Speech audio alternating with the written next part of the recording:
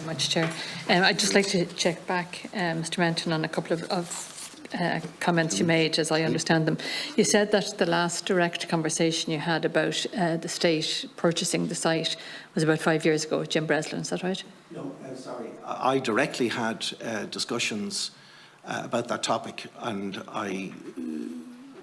in significant detail. But to be fair, and I need to correct perhaps that point. So I think last June, I know that this issue became a topic again. I know that the Minister met our shareholders to discuss the topic. Okay, were you present at that meeting? No, I wasn't. No. Okay, and what was the view of the shareholders at that stage? They referred the matter to ourselves because we are the owners of the land. Okay. And there was a very brief communication, is the way I would describe it, between ourselves and the department and the HSE, where our position of 5 years ago remained constant. Okay, so you weren't asked directly in recent times about selling the site? Is that the case? No, I don't think you could characterise that as that. There was no serious or meaningful discussions, if I may, because our position had remained unaltered, and I think that was very well known. Thanks very much. So look, in relation to the offending phrase clinically appropriate, the Minister is saying he's no difficulty with putting in a definition or removing that completely. Hollis Street have said the same, and as I understand it, you're saying the same. So can you just confirm that you wouldn't have a difficulty in removing that phrase from all of the documents or providing a definition in all of the documents? No, I wouldn't. I think that's a fair grand. summary. And just earlier on, when I was talking about the floating charges, you indicated that floating charges don't apply to all assets?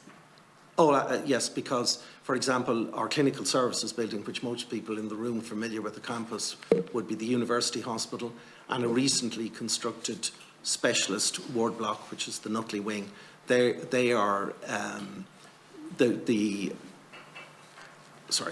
taxpayers' interest in those buildings is protected under a grant agreement. Okay. And obviously they are not available. Okay, but those charges would apply to all other buildings and sites that are not state financed currently and in the future, as long as they're not state financed and that we don't breach any. Okay, and just my final point then is in relation to this issue of ownership of the building, and you know, in the lease there is the first schedule which talks about any buildings on the site. That's what the premises means.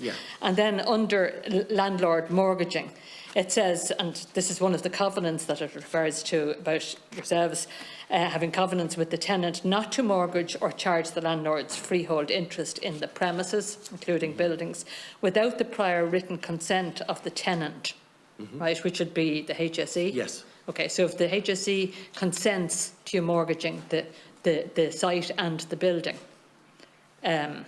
you could do it sooner than 20 years. And, sorry, just the other phrase is, such consent not to be unreasonably withheld or delayed, right? So in circumstances, say, where St Vincent's could get into serious difficulty, okay, financially, as you have been from time to time, don't accept that. Stop. Well, okay. If I can respond to that, and I'd refer you back to my previous answer in relation to this, just to be absolutely clear. Okay, I do recall your previous answer, okay?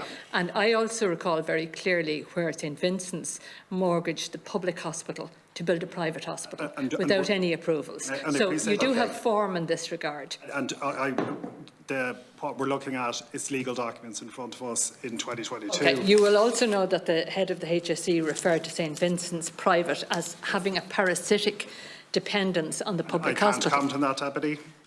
Okay, but some of us remember that very clearly, and that's our concern now. Yeah, but are you denying that the licence vitiates the ownership issue in the lease? You've asked the question, let them respond, please. A former Director General made those comments. I was the chairman then and still now, and I wholly rejected what was asserted and what was alleged. Vincent's Private Hospital is an independent entity within the SVG. It doesn't receive any funds from the Irish taxpayer. I didn't say nor does it receive funding. But you mortgage the public hospitals to raise money for the private. Roisin, please, will you let the man respond? You've asked him a question. Please let him respond. Those And we'll move to arrangements John that you Harte. refer to that come out of the CAG report, I wasn't party to any of those decisions one way or the other. And the very important point to make is that all of those were remedied and perfected. Because at the time, there was no, as I understand it, there was no appropriate legal documentation from the state to exercise the protection of the state's interests. So Where deaths come from, John Lahart's next. private hospital building. On. John Lahart's next. which sorry, John. your deaths, funding. John. Yes, your deaths come Please, come from in. building the private hospital. Will you let the member speak? Please move on. John.